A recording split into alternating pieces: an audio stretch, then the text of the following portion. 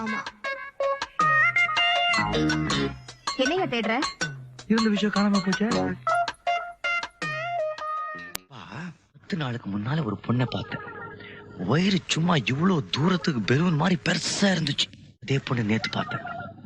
Chepauk cricket ground மாதிரி ஒரே லெவலா இருக்கு. எப்படி டெலிவரி ஆயிருந்திருக்கும். அப்படி அப்படி அப்படின்னா குழந்தை பிறந்திருக்கும்பா. இருக்கு. அதே பொண்ணு இந்த காதல பார்த்தேன். மறுபடியும் வயிறு இவ்வளவு தூரத்துக்கு பெருசா பெலூன் மாதிரி இருக்கு. அது எப்படி? மிரட்டத்துக்கு ஒரு அளவு இருக்கு தெரியுமா? நீ ஒருவேளை அவங்க அக்காவை பார்த்திருப்ப. அல்லாமல் சத்தியமா சொல்ற அந்த பொண்ணை தான் பார்த்தேன்.